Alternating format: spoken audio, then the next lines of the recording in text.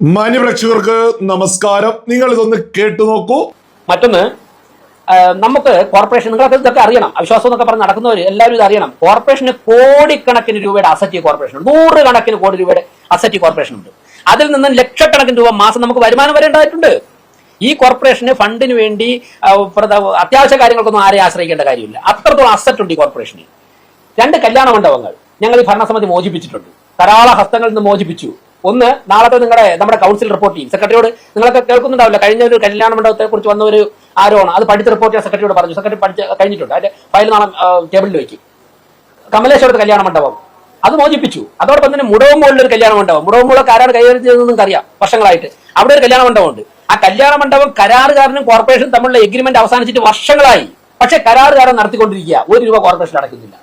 അന്വേഷിച്ചൊക്കെ പോയിട്ട് അത് ഞങ്ങളുടെ സ്റ്റിയറിംഗ് കമ്മിറ്റി ചർച്ച വരികയും ശ്രദ്ധയിൽപ്പെട്ട ആ ദിവസം ഉച്ചയ്ക്ക് തന്നെ നമ്മുടെ നോൺ ടാക്സ് സെക്ഷനിലെ ഇൻചാർജിനോട് അവിടെ പോയി റവന്യൂ ഓഫീസർ ലീവ് ആയതുകൊണ്ട് അതിന് ചാർജ് ആയിട്ടുള്ള ഓഫീസറോട് അവിടെ പോകാനും അദ്ദേഹം പരിശോധിച്ചപ്പോഴേക്കും ഉദ്യോഗസ്ഥർ തന്നെ നെട്ടിപ്പോയി. അപ്പൊ തന്നെ 2:30 മണിക്ക് തന്നെ സ്റ്റിയറിംഗ് കമ്മിറ്റിയോ 1:30 മണിക്ക് കഴിഞ്ഞ് 2:30 മണിക്ക് തന്നെ അദ്ദേഹം അവിടെ എത്തി. ആ കല്യാണ മണ്ഡപത്തിൽ നടന്ന അനധികൃത ഇടപാടുകൾ കണ്ട് പൂട്ടിയിട്ട് താക്കോലോടെ കൊണ്ടുവന്നതിന്റെ പിറ്റന്ന് മുതൽ ചിങ്ങമാസത്തിലേക്ക് കല്യാണം ബുക്ക് ചെയ്തിട്ടുള്ള പലരും ഞങ്ങളെടുത്ത് വരികയാണ്. അല്ലെങ്കിൽ അടുത്ത മാസത്തേക്ക് കല്യാണം ബുക്ക് ചെയ്ത് ഞങ്ങൾ ഇത്ര രൂപ ഇന്ന വ്യക്തിക്ക് അടച്ചു. ആ വ്യക്തി കോർപ്പറേഷനായിട്ട് ഒരു കരാറുമില്ല, ഒരു രേഖയില്ല. ഒരു വ്യക്തി പൈസ വാങ്ങിച്ചിട്ട് നടത്തിക്കൊണ്ടിരിക്കുക, അഡ്വാൻസ് 3000 രൂപ കൊടുത്തു, ഇനി 16,000 രൂപ അടയ്ക്കണം, ഞങ്ങൾക്ക് താക്കോലില്ല. അപ്പൊ ഞങ്ങൾ പറഞ്ഞു, കല്യാണം മുടങ്ങണ്ട, ജീവിതത്തിൽ ഏറ്റവും വലിയൊരു ചടങ്ങാണ്, അത് മുടങ്ങാൻ പാടില്ല. അതിന് ബാക്കി എന്താണ് നിയമപരമായിട്ട് ചെയ്യേണ്ടതെന്ന് പറഞ്ഞിട്ട് അവർക്ക് കല്യാണത്തിന് അനുവദിച്ചു കൊടുക്കണമെന്ന് മേയർ എന്നുള്ള സെക്രട്ടറിയോട് പറഞ്ഞു. ആ കാര്യങ്ങൾ ചെയ്തിട്ടുണ്ട്. ഒരാളുടെയും ഒരു ചടങ്ങും ബുദ്ധിമുട്ടില്ല. പക്ഷേ ഞങ്ങളത് കണ്ടുപിടിച്ചില്ലെങ്കിൽ 16,000 രൂപ ആ വ്യക്തി വാങ്ങിക്കും. അതിനുശേഷം വേറൊരാൾ കൊടുത്തിട്ട് 13,000 രൂപയ്ക്കാണ്. അയാൾ വൈകുന്നേരം മേയർ ജനങ്ങളെ കാണുന്ന സമയത്ത് എൻ്റെ അടുത്ത് വന്നു, എന്നിട്ട് പറഞ്ഞു ഭാഗ്യത്തിന് അവിടെ അഡ്വാൻസ് ഒന്നും അടച്ചിട്ടില്ല, 13,000 പറഞ്ഞിട്ടേ ഉള്ളൂ. ഞങ്ങൾ പറഞ്ഞു ആ പൈസ കോർപ്പറേഷൻ അടച്ചിട്ട് നിങ്ങൾ താക്കോൽ വെച്ചിട്ട് കല്യാണം നടത്തണമെന്ന് പറഞ്ഞു. ഹെൽത്ത് ഇൻസ്പെക്ടറോട് ക്ലെയിം ചെയ്ത് കൊടുക്കണമെന്ന് പറഞ്ഞു. അപ്പൊ ഈ 2 കല്യാണ മണ്ഡപങ്ങളെ മോചിപ്പിച്ചു. നിങ്ങൾ കമലേശ്വരത്തും മുടവുകളിലും പോയി മണ്ഡപങ്ങളിലും കണ്ടുപോക്കണം. അപ്പൊ ഇതുപോലെ 100 കോർപ്പറേഷന്റെ കെട്ടിടങ്ങൾ പലയിടത്തും സ്വകാര്യ വ്യക്തികൾ കൈകാര്യം ചെയ്യണം. ഇതൊക്കെ തന്നെ CPM-ന്റെ പ്രാദേശിക നേതാക്കന്മാരുടെ പ്രധാനപ്പെട്ട വരുമാനം ഈ ഹാളുകളിൽ നിന്നും അതോടൊപ്പം തന്നെ ഇത്തരത്തിലുള്ള കോർപ്പറേഷന്റെ അസറ്റും കൈകാര്യം ചെയ്യുന്നതാണ്. അതൊക്കെ തന്നെ ഒന്നൊന്നായി കണ്ടെടുത്ത് അതിന്റെ അടിവേറിറക്കുന്ന നടപടിയാണ് കഴിഞ്ഞ 6 മാസം കൊണ്ട് ഈ ഭരണസമിതി രാത്രിയും പകലുമായി ചെയ്തു. നിങ്ങൾ കേട്ടില്ലേ, CPM നേതാക്കന്മാര്, CPM-മായി ബന്ധപ്പെട്ട ആളുകള് പൊതുമുതൽ കാട്ടുമുടിച്ചതിന്റെ അടിവേറിറക്കുന്ന ഏർപ്പാടുമായിട്ടാ മേയർ ഇപ്പോ രംഗത്ത് വന്ന് മുന്നോട്ട് പോയിക്കൊണ്ടിരിക്കുന്നത്. ഇപ്പൊ ഒരുപാട് ആള് നമ്മുടെ നഗരസഭയുമായി ബന്ധപ്പെട്ട് അവിശ്വാസ പ്രമേയം എന്നൊക്കെ പറഞ്ഞ് രംഗത്ത് വന്നിട്ടുണ്ടല്ലോ. മാധ്യമങ്ങൾക്ക് മുന്നിലാ തുറന്നങ്ങ് പ്രഖ്യാപിച്ചത് 2 കല്യാണ ഓഡിറ്റോറിയങ്ങള് നഗരസഭയുടെ പേരിലുള്ളത് കൈകാര്യം ചെയ്യുന്നത് സ്വകാര്യ വ്യക്തികള്. ഏത് സ്വകാര്യ വ്യക്തികള്? പാർട്ടിയുമായിട്ട് ബന്ധമുള്ള, അതായത് ഇടത് ഭരിക്കുമ്പോ ഈ നഗരസഭയുടെ സ്വത്തിന്മേൽ പാർട്ടിക്കാരായിരുന്നു കൈകാര്യം ചെയ്തിരുന്നത്. 100 കോടി രൂപയുടെ, കോടിക്കണക്കിന് രൂപയുടെ ആസ്തി നഗരസഭക്കുണ്ട്. ജനങ്ങൾക്ക് വേണ്ടി എന്തെങ്കിലും ചെയ്യണമെങ്കിൽ മറ്റൊരു സ്ഥലത്തെ ഫണ്ടിനെ ആശ്രയിക്കേണ്ടതില്ല, അത് ഈ നഗരസഭക്ക് തന്നെയുണ്ട്. എന്നാൽ അത് ഇടതുപക്ഷം അവരുടേതായ നേതാക്കന്മാരാണ് ഇത്തരം കാര്യങ്ങളൊക്കെ തന്നെ കൈകാര്യം ചെയ്യുന്നത്. ഞങ്ങൾ അത് തേടപ്പിടിച്ച് അതിന്റെ അടിവേരറുത്ത് മുന്നോട്ട് പോയിക്കൊണ്ടിരിക്കുക എന്നാ പറയുന്നത്. യഥാർത്ഥത്തിൽ BJP മേയറുടെ നേതൃത്വത്തിലൊക്കെ തലസ്ഥാന നഗരിയിൽ നടത്തിക്കൊണ്ടിരിക്കുന്നത് എത്ര അന്തസ്സുള്ള ഏർപ്പാടാ. തലസ്ഥാന നഗരിയിലെ കോർപ്പറേഷൻ തിരഞ്ഞെടുപ്പുമായി ബന്ധപ്പെട്ട് തിരഞ്ഞെടുപ്പ് സമയത്തും നിരന്തരം BJP വിളിച്ചു പറഞ്ഞു, ഇടതുപക്ഷം നമ്മുടെ തലസ്ഥാന നഗരിയിൽ കൊള്ളയാണ് നടത്തുന്നത്, തട്ടിപ്പാട് നടത്തുന്നത്, വെട്ടിപ്പാട് നടത്തുന്നത്. ഞങ്ങൾ അതിൽ നിന്ന് നഗരസഭയെ രക്ഷിക്കുമെന്ന് പറഞ്ഞുകൊണ്ടാ VV രാജേഷിന്റെ നേതൃത്വത്തിൽ ഒരു ഭരണസമിതി തലസ്ഥാന നഗരിയിലേക്ക് എത്തുന്നത്.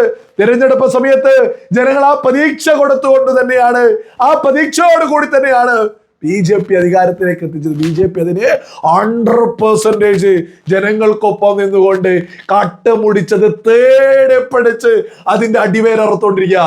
അതേസമയം കോൺഗ്രസ് എന്താ ചെയ്യുന്നത്? കോൺഗ്രസ് CPM-ന്റെ കൊള്ളരുതായ്മ, കൊള്ളയും തട്ടിപ്പും വെട്ടിപ്പും പിടിക്കപ്പെടുമെന്ന് ആയപ്പോയേക്ക് കോൺഗ്രസിന്റെ ശബരിദാസിന്റെ നേതൃത്വത്തിൽ ഇപ്പോ BJP-യെ ഒന്ന് അധികാരത്തിൽ നിന്ന് ഇറക്കാൻ വേണ്ടി ഈ ഭരണകൂടത്തെ അട്ടിമറിക്കാൻ വേണ്ടിയൊക്കെ രംഗത്ത് വരിക. ആർക്ക് വേണ്ടി? CPM-ന് വേണ്ടി. എന്തും പറഞ്ഞ കോൺഗ്രസ് നമ്മുടെ കേരളത്തിൽ അധികാരത്തിലേക്ക് എത്തിച്ച് സ്വർണം കട്ടത് ആരപ്പ എന്ന പാട്ട് മുതൽ എന്തൊക്കെ കൊള്ള CPM നടത്തിയെന്ന് നിരന്തരം UDF കേരളത്തിലുടനീളം വിളിച്ചു പറഞ്ഞു നടന്നു. എന്നിട്ട് ഈ സമയം വരെ ആയിട്ട് സ്വർണ്ണക്കൊള്ളക്കെതിരെ ഒരു ചെറുവിരൽ UDF അരയ്ക്കോ? അതേസമയം കോൺഗ്രസ് എന്ത് ചെയ്തു? തലസ്ഥാന നഗരിയില് കോർപ്പറേഷന്റെ പരിധിയിൽ CPM കട്ടുപിടിച്ചതിനെ BJP തെളിവ് സഹിതം എടുത്ത് വലിച്ചിങ്ങനെ പുറത്തേക്കിടുമ്പോ അത് അവസാനിപ്പിക്കാൻ, അത് തടയിടാൻ CPM-നൊപ്പം ഉളുപ്പില്ലാതെ ശബരിനാഥിന്റെ നേതൃത്വത്തിൽ ഇപ്പോ കോൺഗ്രസ് അണിചേരിയല്ലേ?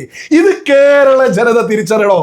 UDF കേരളത്തിൽ അധികാരത്തിലേക്ക് എത്തിയത് CPM കൊള്ള നടത്തിയെന്ന് നിരന്തരം പറഞ്ഞിട്ടാ.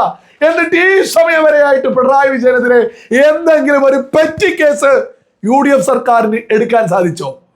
ഈ പറയുന്ന മന്ത്രിസഭയിൽ ഏതെങ്കിലും മന്ത്രിക്കെതിരെ ഒരു പെറ്റി കേസ് എടുക്കാൻ സാധിച്ചോ? കട്ടുമുടിച്ചെന്നാണല്ലോ UDF നിരന്തരം CPM-നെതിരെ പറഞ്ഞിരുന്നത്. ഒരു പെറ്റി കേസ് UDF എടുത്തിട്ടില്ല. അതേസമയത്ത് BJP പെറ്റി കേസല്ല, കാട്ടുമുടിച്ചതിന്റെ, കാട്ടുകൊള്ളയുടെ നിരവധി തെളിവുകളാ. വിളക്ക് വാടകയ്ക്കെടുത്തത് മുതലുള്ള പച്ചക്കള്ളങ്ങൾ. അതായത് വിളക്ക് വാടകയ്ക്കെടുത്ത് ഇത്രയാണ് വാടക, അതായത് 10,000 രൂപയുടെ ഒരു വിളക്കിന് വലിയ രീതിയിൽ വാടക വാങ്ങാം, വലിയ രീതിയിൽ 6,000 രൂപ വാടക. ജാതി കള്ള പച്ച കള്ളത്തര ഇതിലെഴുതി വെച്ചിട്ട് പണം ഇങ്ങനെ കാട്ടുപടിച്ച് പോയിരുന്നത്. ഇങ്ങനെ ഒരു ഫ്ലാറ്റ് കോടിക്കണക്കിന് രൂപ ചെലവഴിച്ചു ഫ്ലാറ്റ് ഉണ്ടാക്കുന്നു. വെറും 4-5 വർഷം കൊണ്ട് ഇടിഞ്ഞു പൊളിഞ്ഞു വീഴുന്നു. അതിന് അന്വേഷണം നടത്തുക. പാളയം മാർക്കറ്റിൽ ഗുണ്ടാപ്പിരിവ്, അതിന് അടിവേരറുത്തുകൊണ്ട് മേയർ രംഗത്തെത്തി.